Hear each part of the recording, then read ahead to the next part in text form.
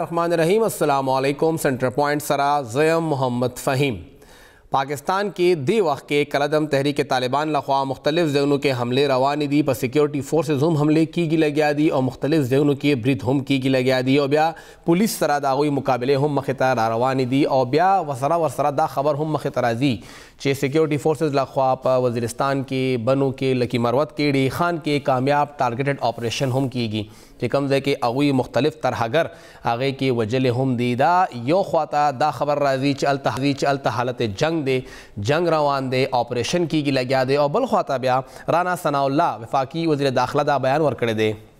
چې مونږ کوشش کوو چې تحریک طالبان کلدم تحریک طالبان مونږه د مذاکرات میز ته راولو آیا دواړه خبرې یو ځای چلیدی شي او که نه یو خواته آپریشن منظوري ورکړی کیږي چې دغه خیبر پختونخوا جنوبي اضلاعو کې به آپریشن کیږي چې کم ځای کې حالات خراب دي هلته به ټارګیټډ آپریشن کیږي او بل خواته دا خبره هم کیږي چې مونږ به مذاکرات کوو مونږ به خبره کوو چې دا خبره مخې ته لاړه شي دغه حالات مسلسل خرابیږي لګیا دي او بیا ورسره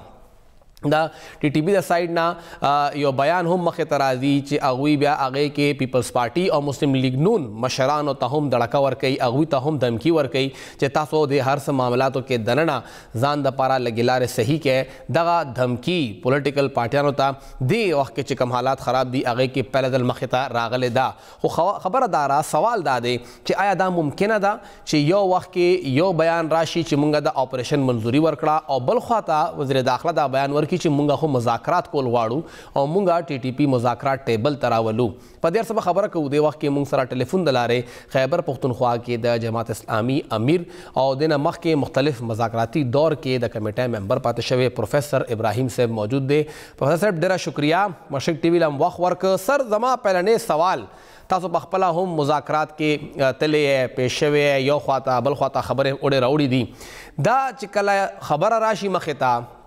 چې آپریشن منظوري وشوه او بله خبره راشي چې مونږه مذاکرات کول غواړو دا دواړه آیا سایډ بای سایډ چلیدی شي ډیره مننه صاحب ستاسو سوال ډیر اهم دی او حقیقت دا دی چې د دواړه کارونه سایډ بای سایډ نشي چلیدی د آپریشن منظوري خبره او د هغې اعلان دا خبره درسته نه ده او وزیر داخله چې کوم بیان ورکړو چې موږ مذاکرات کول غواړو نو هغې دپاره به اول دا ثابتوي چې مذاکراتو کې دوی مخلص دي په اخلاص سره دا مذاکرات کول غواړي او د هغې دپاره به خپله دا فیصله واپس اخلي چې ضرورت د وي نو هله دا دغه کیدی شي خو دا چې مذاکرات کول غواړي نو مذاکراتو دوران کې آپریشن چې دی هغه د مذاکراتو بیا ناکامي ده مذاکراتو د کامیابۍ لپاره لازمه ده چې د آپریشن کولو فیصله دوی واپس واخلي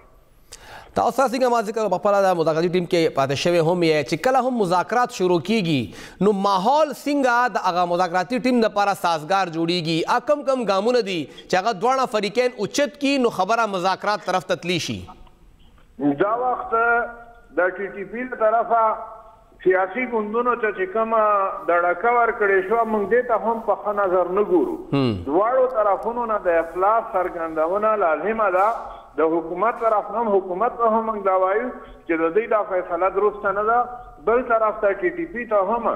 چې هغوی د زغم او برداشت نه کار واخلي او اخلاص څرګند شي نو د مذاکراتو کامیابۍ روښانه امکانات کیدی شي خو چې د دواړو طرفونو نه داسې ګامونه پورته کیږي نو په هغې کې بیا د مذاکراتو کامیابۍ ډېره لرې شي او سر پهلنی قدم به څوک اخلي دواړه فریقین کې آیا دواړه به د یو بل انتظار کوي یا ستاسو په خیال کې داسې یو فریق شته چې هغه ته پهله قدم اخیستل غواړي دواړو ته قدم اخیستل پکار دي یعنی دا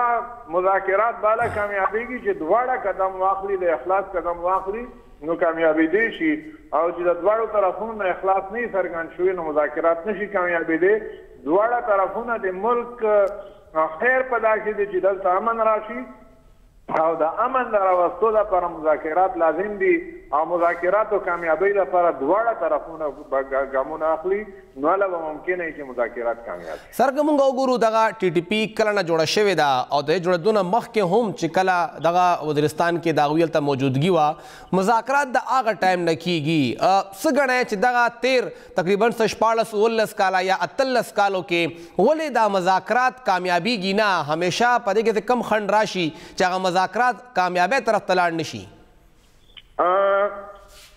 دا تاسو چې کوم دا یاد کو جنرال پرویز مشرف چې کوم اپریشن شروع کړو د وانه په 2004 کې جی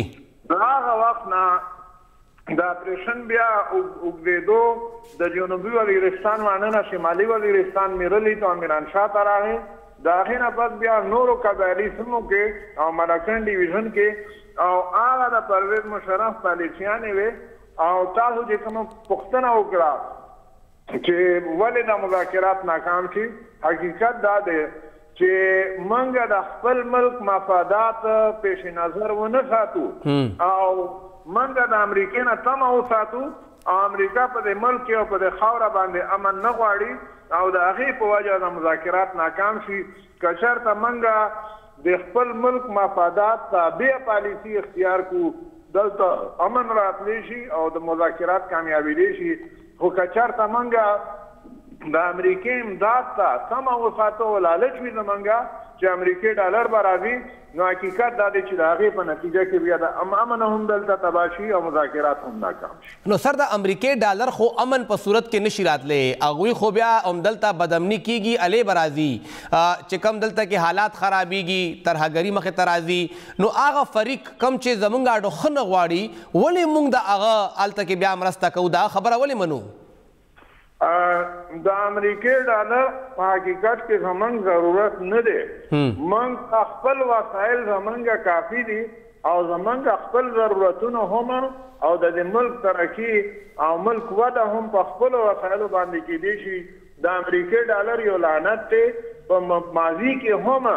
هغوی په وجه موږ ترقي نه ده کړې بلکې زمونږ د ترقۍ په لاره کې هغه خنډ واقع شوی دی او اوس هم مستقبل کې هم که چېرته موږ دا لعنت شوه دا تمه چې امریکې ډالر به راځي او موږ به ترقي وکړو نو دا بالکل ابس تمه ده او موږ که په خپله وسایلو باندې انحصار وکړو خود انحصاري په پالیسي باندې روان شو نو امن به هم راشي او ترقی به هم راشي. سر کوم دا نږدې موږ که د طالبانو سره دغه مذاکراتي دور وګورو چې هغې کې یو وفد لاړه کابل ته هغوی مذاکرات وکړه بیا بل لاړه علما کرام په هغې کې لاړل د قبایل پالیټیشنز په هغې کې لاړل ګڼئ چې دا صحیح طریقه وه زمونږ ډایرکشن او زمونږ قدم بالکل صحیح انداز کې و یا دلته هم څه خامې وې؟ انساني کار کې خامې خو همیشه وي کمې خو پاتې کېږي او د هغې ځانه کیدی شي او مذاکرات په دې د هغه باندې چې غلطي وشي او د هغې په وجه موږ مذاکرات شاته وغورځوو دا درسته نه ده غلطۍ ځاله پکار ده او هر څومره ټیمونه جتلي دي او مذاکرات یې کړي دي د هغې څه فایده هم شوې ده او چې کوم ځای کې نقصان شوی دی د غلطي شوې ده هغې بیا نقصان هم کیږي دا ټیمونه جتلي دي دې ته زه په ښه نظر ګورم او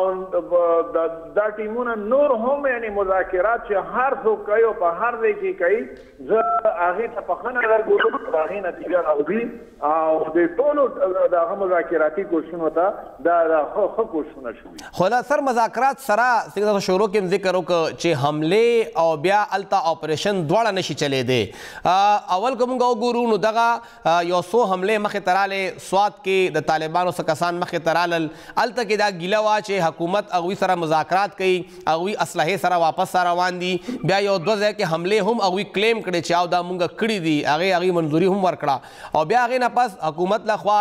یو دوه ځای کې اپریشنز وشو بیا ټي ټي پي هغه سیز فایر ختم که ګڼئ چې د دواړو فریقین ترمنځ چرته کې د اعتماد فقدان شته دی؟ یقینا په ډېرو ځایونو کې د اعتماد فقدان دی او د هغې په وجه دا کارونه وشي او حقیقت دا دی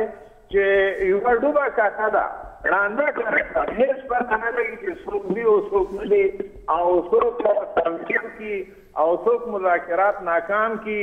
او پخوا هم دا یعنی دا صورتحال تیر شوی دی دا تقریبا د 20 کاله چې اول داخل طالبان راغلي دي هغې پسې فوج راغلی دی او د علاقې خلک بې کوره شوي دي بېداره شوي دي او ملک امن تباه شوی دی اوس هم سوات کې واقعات تاسو ذکر وکړو دمونگا رابطہ منقطع شوا پروفیسر ابراہیم صاحب منگا دوبارہ کوشش کو چیز سر پر لائن باندے واخلو ولچ دا خبرہ انتہائی اہم دا چے منگا بوس وے فارورڈ سوی چلک پدے ہم خبروں کو خودے وقت کے پروگرام کے ورشن دماغلو چے دمینا واپس راشو نو یوزل بیا با پروفیسر ابراہیم صاحب منگ سرئی مشرق سروں سے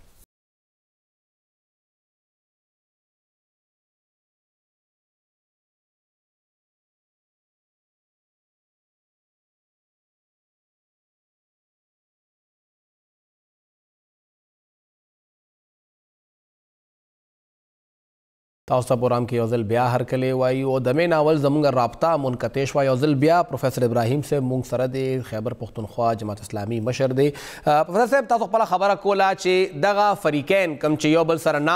ناستو او عمر خراساني هلاکت چې کله مخې ته راغی هغوی هلته کې مرګ وشو په هغې باندې حمله وشوه د هغې نه پس دغه مذاکرات هغې کې دننه تسلسل رانغی هغه هلته کې ایثار شو ډیډ لاک راغی او بیا هغه چې کم اعتماد لږ ډېر جوړ شوی هم هغې کې فقدان راغې سبا وایي چې دغه اعتماد فقدان څنګه ختمېدی شي او آیا د دواړو فریقین څه کوشش کړی و چې موږ دغه اعتماد دوباره بحال کړو دا لکه زه په یقین سره خو څه نشم ویلی ما ته داسې دقیق معلومات نشته چې د فریقینو د طرفه د اعتماد د بحالۍ څه کوشش شوی دی او که نه دی شوی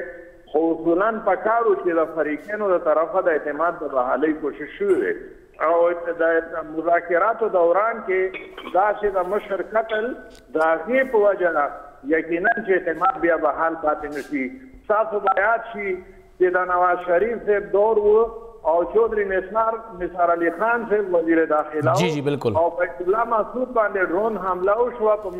میرانشاه کې او د وزیر داخله بیان بیا راغلی و چې دا ډرون حمله دا په بیت الله محسود باندې نه ده شوې بلکې دا په امن باندې حمله وشوه نو دا داسې واقعات چې وشي حقیقت کې دا په امن باندې حملې وي دواړو طرفونو ته پکار دا ده چې هغوی د برداشت نه کار واخلي او د صبر نه کار واخلي او د یو بل خلاف کاروایانې ونیسي او سر دا راته ووایه چې که دا مذاکرات کیږي تاسو په خپله کمیټۍ کې ممبر پاتې شوی یې د کم فریقین مطلب فریقین ټیک ته پاکستان دی طالبان دی خپلو کې مذاکرات کوي خو پاکستان کې دننه هم دی کې څه سټیک هولډر دي او سپیشلی د خیبر پښتونخوا او د بلوچستان خلک دي د دې نمایندګان دي د هغوی په هغې کې دننه خبره څومره وزن لري چې کله پاکستان طرف نه څه ډیمانډ مخې ته ځي ډیره ښکلې خبره تاسو وکړه پوښتنه ستاسو ډیره بهترینه ده حقیقت دا دی چې یو د جنګ متاثرین د جنګ فریقین وي حقیقت دا دی چې د زمانګه په دې جنګ کې اصل فریق به هر حال فوج دی او فوج شاته پاتې شي او مخې ته نه راځي د تاسو د کومه وفود چې کابل ته تللي دي هغوی سره هم د فوج هم انټریکشن شوی دی خو فوج مخې ته چې نه راځي یا خدا چې فوج سیول سیټ اپ ته مکمل اختیار ورکړي او که مکمل اختیار نه ورکوي نو بیا پکار دا ده چې هغه په خپله میدان ته راشي او هغوی مذاکرات پروفیسر صاحب یاوي نو شاته نه چې هغوی هر څه کاروي چې د هغې په نتیجه کې مذاکرات بیا ناکام شي صحیح خسر یو بله خبره د مذاکراتي دور کې دننه د افغان حکومت کردار ولې چې دې نه مخکې هم هغوی پکې سالس وو او که دوباره مذاکرات بحالی طرف ته ځي نو افغان حکومت په دې کې څومره کردار ادا کولی شي دا د افغان حکومت کردار ډېر اهم دی او حقیقت دا دی چې افغان حکومت او د پاکستان حکومت دا وخت چې د کم ټینشن دی کمه کشیدګي ده دا هم د امن دپاره ډېره غټه خطره ده او پکار دا ده چې اسلام آباد او کابل براه راست د یو بل سره په رابطه کې او هغوی د یو بل حالاتو لحاظ هم وساتي د کابل حکومت امن راوستی دی طالبان حکومت خو حقیقت دا دی چې افغانستان کې هغوی ته مشکلات ډېر زیات دي او دغه شان زمانګه د حکومت هم څه داسې مشکلات شته چې د کابل د طالبانو حکومت ته هغه پیش نظر ساتل پکار دي او دا د پاکستان د طالبانو مذاکراتو کې د کابل حکومت د طالبانو حکومت اهم کردار ادا کولی شي او په دې باندې هم که زمانګه د حکومت د هغوی سره مستقیمه رابطه وي براه راست رابطه وي نو دا به ډېر ښه صورت وي او په دې علاقه کې امن به ډېر نږدې شي او ډېر ژر به راشي. او سر مونږ چې کله دغه ټي ټي پي سره مذاکرات کوو نو هغې کې خو ټیک ته افغان طالبان په هغې کې دننه ثالث وو خو تیر تقریبا میاشت دوه کې دننه زمونږ افغان طالبانو سره هم تعلقات څه ډېر ښه نه دي چې کوم بیانات د پاکستان طرف نه رالل او بیا کوم بیانات د افغانستان طرف نه رالل نو هغه دواړه ډېر تریخ بیانونه وو د یو بل خلاف بیانونه وو. څه به ګڼئ اول مذاکرات چې کوم مونږ ټي ټي پي سره کوو هغې نه اول ضروري نه ده چې اسلام آباد او کابل په یو بل باندې اعتماد وکړي او یو بل سره کینی خپل خفګان د یو بل نه اول ختم کی؟ بالکل زما تا سره اصل په سره اتفاق دی. اول او ما د دې ذکر وکړو چې د کابل او د اسلام آباد د یو بل سره براه راست رابطه پکار ده. دا رابطه چې یو توند دی دومره ښایي او بالکل درسته زما دې سره اتفاق دی چې د پاکستان نه مخکې د افغانستان د حکومت سره او د افغانستان د طالبانو سره د پاکستان په تعلقاتو کې بهتري راوستل دا ډېره لازمه ده لازمي ده. ډیره شکریہ پروفیسر ابراهیم صاحب صوبائی امیر جماعت اسلامی د هغوی اواز لکټ کېده هم مسلسل د هغوی رابطه منقطع کېده خو ډیره شکریہ چې موږ له ټایم راکړو ډېر ژور نظر ولې چې څنګه ما ذکر مو کړی سره په خبرو کې چې دې نه اول مختلف مذاکراتی دور کې هغوی ممبر پاتې شوي دي هغوی ته پته را چې مذاکراتی ټیم ته څومره اختیار وي او کم حده پورې تللی شي هلته نه څه پیغام راوړی شي دې خوا نه کم بیان هلته وړي شي او اهمه خبره یې دا وکړه چې تحریک طالبان سره مذاکرات نه اول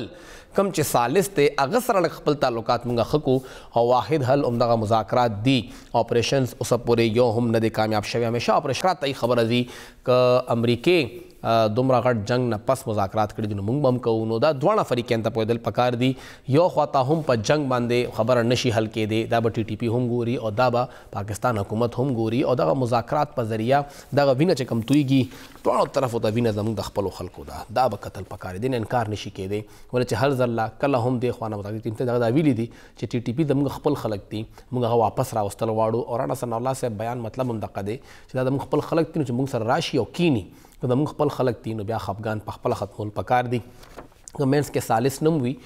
برای راست کېنئ ورسره او دا خبره ختمه کړئ چې څه مسله ده کومه خبره موږ منلی شو ابدل ومنو او کومه به تاسو منئ. همیشه مذاکرات هم داسې کېږي چې څه به زه منم او څه به ته منې دواړه به د یو بل خبره منو. که زه ستا نه منم او ته زما نه منې نو بیا به نه ستا وشي او نه زما وشي او خبره به همدقسې روانه وي. یو وړه شنده ماخلو.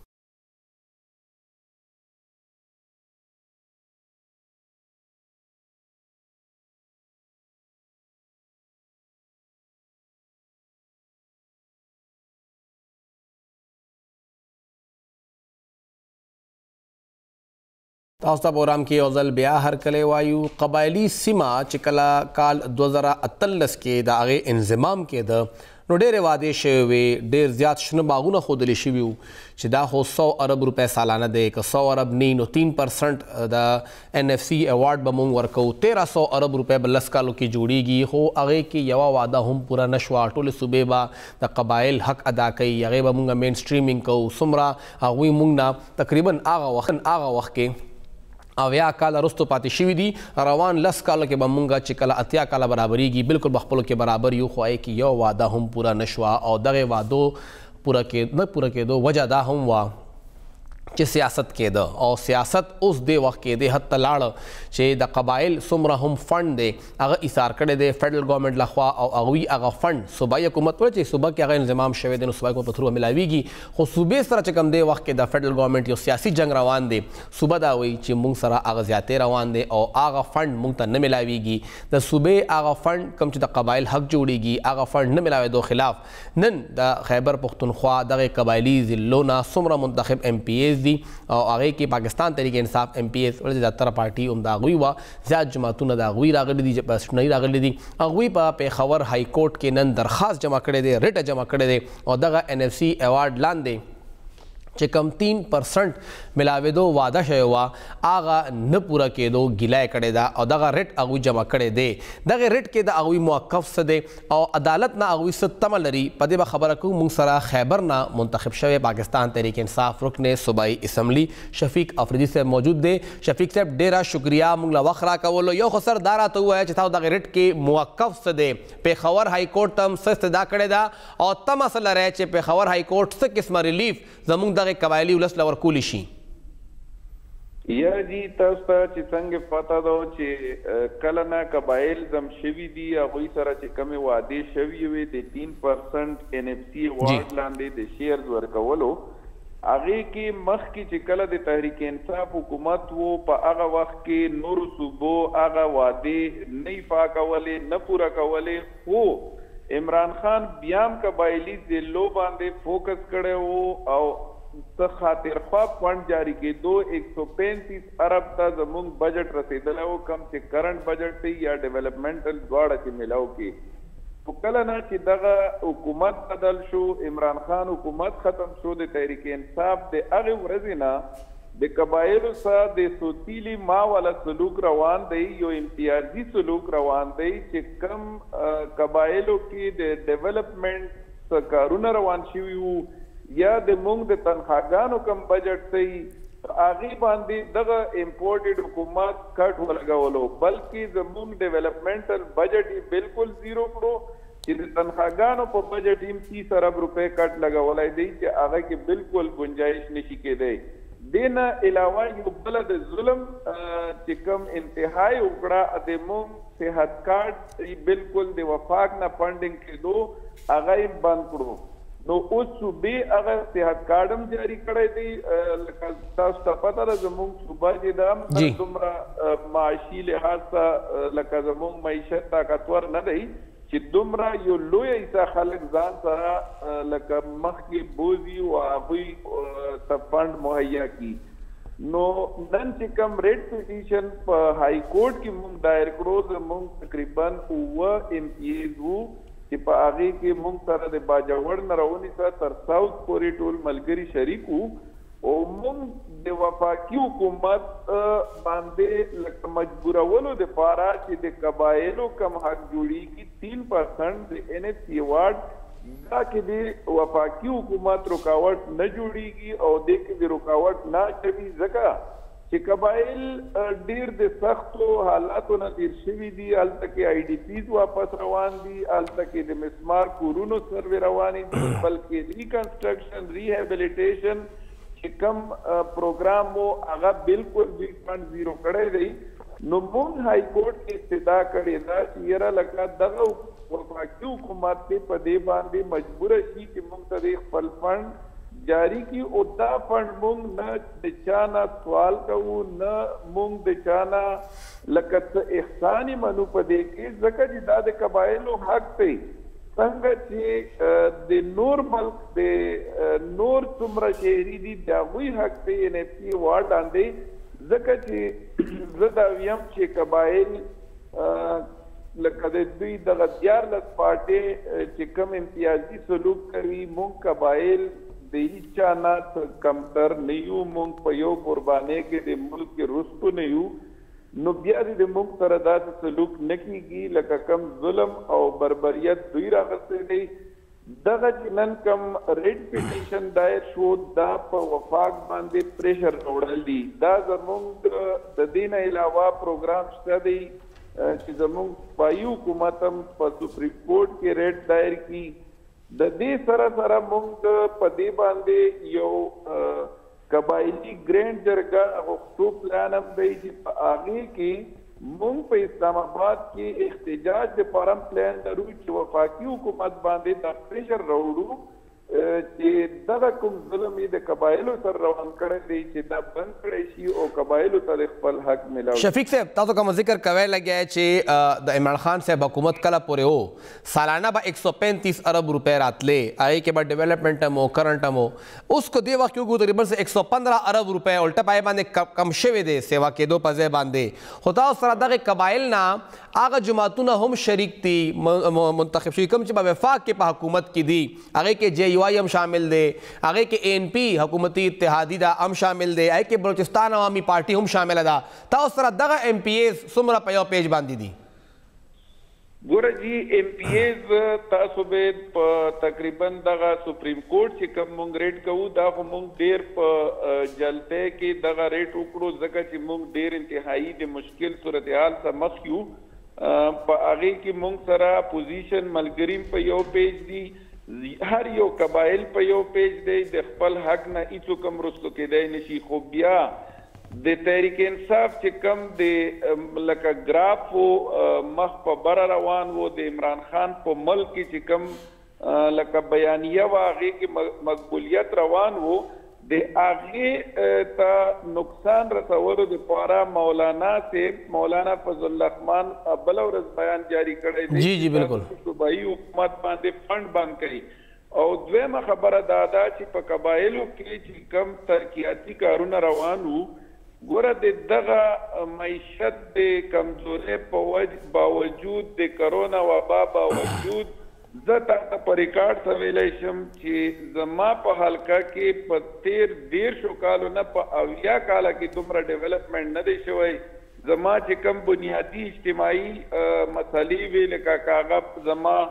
په ایگریکلچر کې وی که په ایجوکیشن کې وی که په الیکټریسټي سیستم کې وی که هغه په روډ کنیکټیویټي کې وی نو دا ټول باندې په اربونو روپو فند خرچ کېدو لګیاو او دومره د اپوزیشن MPA په حلقه کې شوی دی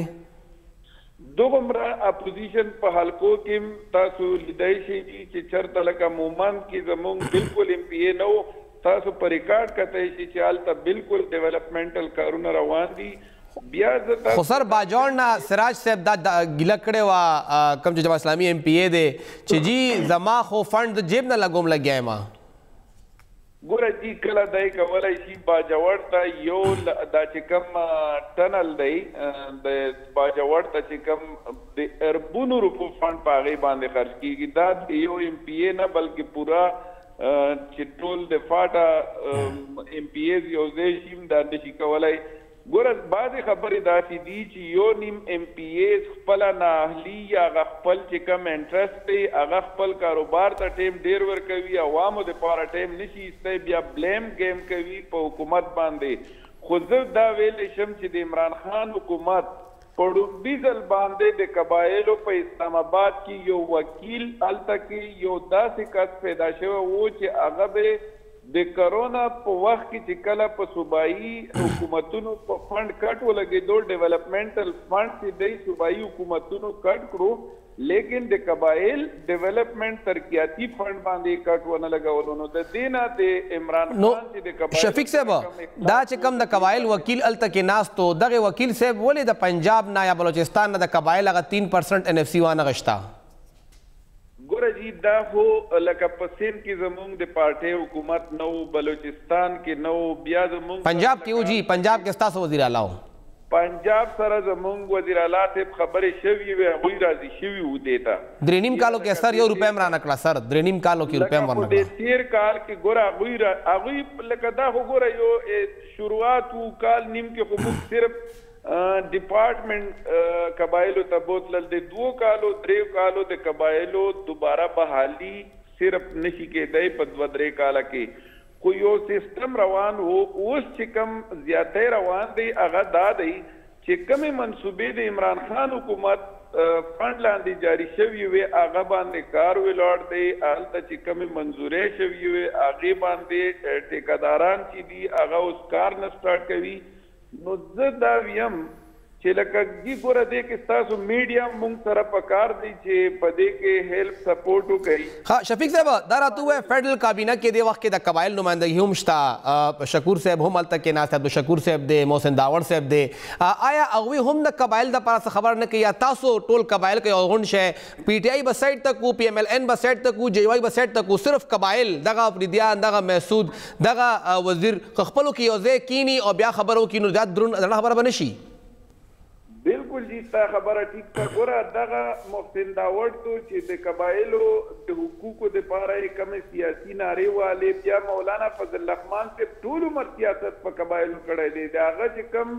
اوس پورې په قبایلو باندې جهادونه کړي دي، خو اوس چې کله عین موقع راغله هغه پوه شو هغه د منافقت سیاست خلکو ته نه دا خو خیر دا خپل یو رائے وا ګورای خدا وی چې تاسو حکومت ختموي لګیا ہے دا الفاظ تاسو کوم دا کوي لګیا ہے شفیق صاحب او دا وی چې کے پی گورنمنت اسه حکومت ختمي تاسو حکومت ختمو په 25 تاریخ باندې ځکه فند ولې ورکوي ورلا خو سر دارا تو غیا آیا د فیډرل پی ایس ډی پی کم چې فیډرل ډیولپمنٹ فند دی هغه هم په قبایل کې نه لګي بالکل جی په قبایلو کې پی ایس ډی پی اوس چې دوی کوم په اربونو روپو پروجیکټ منظور کړی دي زمونږ د قبایلو یو سکیم په هغې کې نشته دی نه په فیډرل پی ایس ډي پي کې شته او صرف مونږ ته 5 ارب روپۍ ریلیز کړي دي چې آلریډي صوبایي حکومت ایکسپینډیچر یا خرچه چې ده هغه د 7.5 ارب نه یې باو ده ډیولپمنٹ سایډ ته او لکه اوس د صحت کارت چې دی دا صوبایي حکومت 4.5 ارب دا جاری کړی دی لکه دا جاری وساتلو نو زه بیا دا ویم چې میډیا پکار دی چې حقیقت واضح کړي په دې خلکو باندې چې آیا د قبایلو سره مخلص څوک دي او په قبایلو باندې چې کوم ظلم جبر بې انصافي ده هغه کومې پارټۍ هغې پشپناهي کوي والته په وفاق کې په کیبنټ کې د مولانا صاحب 4 وزیران دي محسن داور چې دی یو سیټ دی خو پوره لکه هغې باندې ګورنمنټ ختمېدای شي دا ټول جی هغوی سره ملاو دي خپل ځان له یې پنډونه واغستل لکه دا یو رشوت په طور باندې نو ځان له خو به هم بیا همدغه ځای ته راوړي که نه محسن داور صاحب به هم وزیرستان کې لګوي شکور صاحب خو به هم راوړي نو همدغه چې کوم سابقه اف آر دي هغې نه منتخب شویل ته به یې لګوي همدغه قبایل کې به یې لګوي ګوره جی په قبایل کې لګوي پی ډي ډبلیو پی ته ورکوي که کومه محکمه ده هغه خپل هغوی سره د قبایلو مین چې کوم 18وی ترمیم نه بعد چې کوم ډیولپمنټل اختیار دي د صوبې سره د ټوټل او جی بالکل محکمې چې د صوبې سره دي دوی نشي کولای چې دا فند صرف دومره کولای شي چې خپل کیک بیک کمیشن دپاره دغه فند استعمالولی شي بالکل تاسو خبرې وکړو ټیک ده چې دا برای راست فند نشي خرچ کول دا به تھرو پی ډبلیو پی ځي زمونږ لایف سټاک دی یا مونږ اریګیشن دی اګریکلچر دی زمونږ لایولیهوډ خو به د دې نه ښه کېږي او دا ټول دیوال محکمې دي صوبې ته نو زه دا ویم چې که چیرې دوی لکه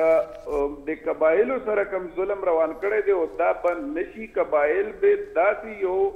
احتجاج طرف ته ځي چې بالکل لکه دوی به بیا دا د کنټرول نه تاسو به اسلام آباد ته احتجاج دپاره ځئ سر سټرایک به کوئ اسلام آباد کې بالکل په دې باندې مشوره روانه ده مونږ به یو هغه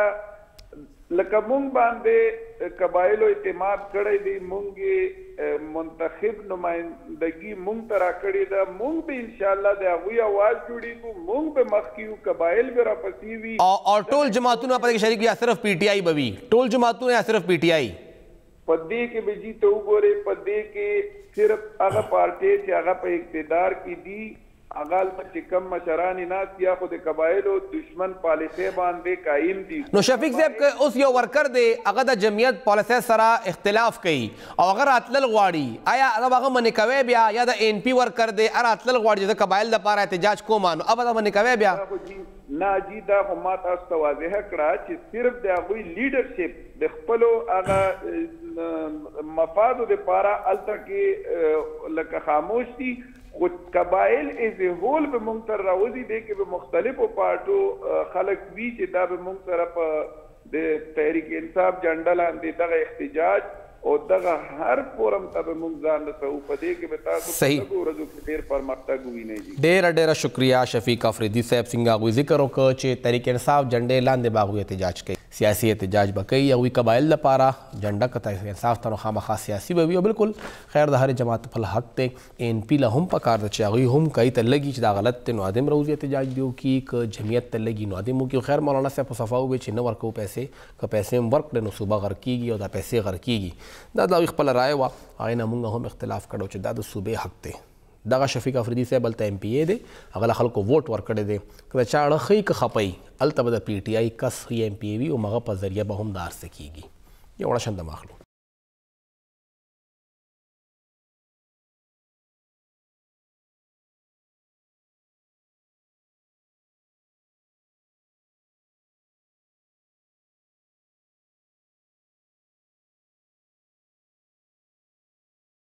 تاسو پروگرام کې یو ځل بیا هر کله وایو صوبایي کابینې یو قانون چې کوم ډېر مخکې منظور شوی او ډومestic وایلنس اگینسټ وومن د هغې ایثارېدو دپاره د هغې مخنیوي دپاره یو قانون د هغې رولز اوس منظور کړي دي او دغه قواعد او ضوابط منظوری نه پس اوس دغه کم نوټیفیکیشن دی اب صرف سوشل ویلفیئر ډپارټمنټ کوي خو دغه رولز منظورول څومره ضروري وو او دې نه پس څه اثر کیدی شي څه فایده کیدی شي په دې به خبره کوو دې وخت کې موږ سره سماجي کارکن او تنظیم د هوا لور مشرہ خورشید سر موجود رہا. میڈم بہت شکریہ ہمیں وقت دینے کے لیے. اور میرا سوال کافی سادہ سا ہے. قانون کی حلیے ہم لوگ اور آپ لوگ سب یہی کہتے ہیں کہ قانون ہونا چاہیے. قانون پر عمل درآمد کتنا ضروری ہے اور یہ رولز آف بزنس جو کہ کافی ٹائم سے نہیں تھے اس قانون کے لیے, اس کے آنے کے بعد کتنا ہم لوگ یہ امید کر سکتے ہیں کہ فرق پڑے گا؟ بہت شکریہ فہیم, بہت اچھا کویسچن ہے اور بہت ضروری بھی ہے. ایسے کہ رول آف بزنس ابھی نوٹیفائی ہوئے جی, ابھی ان کی پوری نوٹیفیکیشن باہر آئے گی, پھر اس پہ بات ہوگی, پھر اس کو دیکھا جائے گا کہ لا کے ساتھ اس کی کتنی ایک مساوت ہے, ایک طرح کی ہے کہ نہیں. اور اس کے بعد سب سے بڑی جو دیکھیں یہ لا جو ہے 22 سال کی ایفرٹ کے بعد بنا ہے. تو ہر حکومت آتی تھی تو اس کو نہ اس میں کوئی نہ کوئی ایلیگیشن لگ جاتی اور اس کو ہٹا دیا جاتا تھا. اب جب یہ لا آ گیا ہے, رولز بھی آ گئے ہیں, سب سے بڑا اس کا مطلب یہ ہے کہ امپلیمنٹیشن کون کرے گا. جو ادارے جن کے پاس یہ پاور ہے یہ کام تو ان کا ہے. سماجی کارکن کے ہونے کی حیثیت سے میں یہ کہوں گی کہ ہم اس کو فورس کرتے ہیں اور ہم ان کو آگے لے جاتے ہیں, پش کرتے ہیں کہ اس کی امپلیمنٹیشن ہو جہاں تک ہم کر سکتے ہیں. باقی یہ اداروں کا کام ہوتا ہے جن کے پاس پاور ہوتی ہے وہ اس کی امپلیمنٹیشن پہ کام کریں. تو میرا خیال ہے اگر اتنے ایفرٹ سے اتنی اسٹرگل سے یہ لا بنا ہے, ابھی پارلیمنٹ نے اس کے رول آف بزنس بھی نوٹیفائی کر دیے ہیں, تو اس کی امپلیمنٹیشن کے لیے پورا ایک میکینزم بنانے کی ضرورت ہے. اچھا میڈم, یہ جو آپ نے بات کی میکینزم کے حوالے سے, اس میں ایک اور چیز یہ ہے کہ عمومی طور پہ جو پہلے سے لوگ ہوتے ہیں انہی کو اور ذمہ داریاں مل جاتی ہیں. آلریڈی تھانے کا ایک SHO ہوتا ہے, مقرر ہوتا ہے, یا ASI ہوتا ہے, اس پہ اور بھی بوجھ ڈالے کہ جی آپ ادھر بھی ممبر ہو گئے ہیں, آپ یہ بھی کریں گے, آپ وہ بھی کریں گے. یہ کتنا مشکل ہوتا ہے یا کتنا ایک سنجیدہ اقدام ہوتا ہے, یا صرف سر سے بوجھ اتارنا ہے یا حقیقت میں کام کرنا ہوتا ہے؟ آپ کی بات بالکل درست ہے. دیکھیں جس طرح سیکشول ہراسمنٹ لا پہ کمیٹی بننی تھی اور کمیٹی میں 3 رکنی کمیٹی میں وہی لوگ اپوائنٹ کر دیے گئے جو بہت بڑی بگ پوسٹ پہ تھی. جس طرح آپ کسی بھی یونیورسٹی کے ڈینس کو لے لیں, وہ ریسرچر ہوتا ہے, اس پہ اور ذمہ داریاں ہوتی ہیں, وہ اس قانون کے لیے بیٹھ کے جو کیس آئیں گے ان کو ہینڈل نہیں کر سکتا. ابھی بھی لگتا ہے کہ انہی لوگوں کو. اچھا ایک اور فہیم اس میں ایک اور نقطہ بھی ہے کہ ایک دن آپ بھیجتے ایک میٹنگ میں ایک بندے کو ڈپارٹمنٹ سے, دوسرے مہینے میں آپ کسی کلرک کو بھیج دیتے ہیں جس کا دور دور تک اس لا سے کوئی تعلق نہیں ہوتا, وہ اویئر بھی نہیں ہوتا کہ کیا بات کرنی ہے اور اس میں ہے کیا. تو میرا خیال ہے یہ صرف سر سے اتارنے والی بات ہوتی ہے. ابھی اس قانون میں ایک ہے کہ 10 رکنی کمیٹی بنے گی جس کو چیئر کمشنر کرے گا, DCSW کی چیئر پرسن ہوگی, اس میں کوئی لائر ہوگا, اس میں سیکریٹریس ہوگا. ابھی تک کوئی بھی کمیٹی نوٹیفائی نہیں ہوئی. تو آپ خود سوچیں جو اس کے مین پوائنٹ ہے وہ ابھی کمپلیٹ نہیں ہوئے, تو آپ امپلیمنٹیشن تو پھر بہت دور کی بات ہے. اور دوسری ایک اور بھی فہیم میں بات کروں گی, اویئرنیس. جب تک آپ گراس روٹ پہ اویئرنیس نہیں کریں گے, جن لوگوں نے اس سے فائدہ لینا ہے آسان راستے نہیں بنائیں گے, آسان اپروچ نہیں بنائیں گے, تو وہ لوگ جو فائدہ نہیں لیں گے تو پھر آپ کا یہ قانون دھرے کا دھرا رہ جائے گا. اویئرنیس اور امپلیمنٹیشن یہ 2 چیزیں ہیں جو آپ کے قانون کو مضبوط بناتی ہیں. جب تک یہ دونوں نہیں ہوگی, اسی طرح گھریلو تشدد بھی ہوگا, سب کچھ ہوتا رہے گا. اور اچھا پھر آپ کی جو پولیس اسٹیشن ہے اس میں 1 پوائنٹ میرا خیال ہے 0.1 پوائنٹ رجسٹر ہوتے ہیں, کیس بھی رجسٹر نہیں ہوتے. پھر جب وہ بھی جاتے ہیں تو جو ریاست ہے وہ پارٹی بھی نہیں بنتی, صلح نامہ ہو گیا, بات ختم. تو میرا خیال ہے ابھی بھی بہت سے گیپ ہیں جن کو ہم نے ختم اچھا میڈم، یہ جو نام ہے اس کا ڈومیسٹک وائلنس، گھریلو تشدد، گھر میں جو کچھ ہوتا ہے سب سے پہلے تو اس کو رجسٹر کرنے کی ضرورت ہے کہ یہ تشدد ہی ہے. عمومی طور پہ تو خواتین کو بولتے ہیں کہ جی آپ کا شوہر آپ سے بہت پیار کرتا ہے اس لیے آپ کو مار پیٹ کر رہا ہے. یہ لفظ کیسے رجسٹر ہوگا کہ ہاں ڈومیسٹک وائلنس اصل میں ہے تشدد؟ دیکھیے ابھی میں صرف اور میاں بیوی کے ریلیشن کو یا خاوند کے مار پیٹ کو گھریلو تشدد نہیں کہوں گی جی. اس میں آپ کے والدین بھی شامل ہو سکتے ہیں، آپ کا بھائی، دیور، آپ کا کوئی ریلیٹیو، کوئی بھی رشتہ اس میں انوالو ہو سکتا ہے. یہ نہیں ہے کہ صرف یہ، اس کو آپ نے رجسٹر کروانے، اور اس کا طریقہ یہی ہے کہ آپ مختلف میڈیم پہ، یا چاہے سوشل میڈیا ہے، چاہے اخبار ہے، ریڈیو ہے، اس پہ اس کو بار بار ایکسپلین کرنا ہے. مینٹلی طور پہ بھی ہے. آپ اس میں آپ 3 چیزیں انہوں نے ڈالی تھی کہ روزگار اگر خاتون کرتی ہے، وہ پیسہ کماتی ہے، جیسے ہوم بیس ورکر ہے، ان کے کسی کے پاس بینک اکاؤنٹ نہیں ہے، جو وہ محنت کر کے کماتی ہے وہ اس کا میاں اٹھا لیتا ہے یا بھائی یا باپ اٹھا لیتا ہے اور وہ اپنے اوپر خرچ کرتا ہے. اس میں سے 10% بھی وہ خاتون اپنے اوپر خرچ نہیں کر سکتی. یہ بھی ایک وائلنس کی قسم ہے. اگر ایک خاتون پڑھی لکھی ہے، آپ اس کو جیسے ڈاکٹر ہے، یہ ڈومیسٹک وائلنس صرف گراس روٹ پہ نہیں ہوتا، بہت ہائی پروفائل لوگوں میں بھی یہ ہوتا ہے. آپ ایک ڈاکٹر کو گھر بٹھا دیتے ہیں، یہ بھی گھریلو تشدد ہے کہ آپ ایک پریکٹیکل خاتون کو کام کرنے کی اجازت نہیں دیں. تو اس کو میرا خیال میں ایک ہی بات کہتی ہوں، جیسے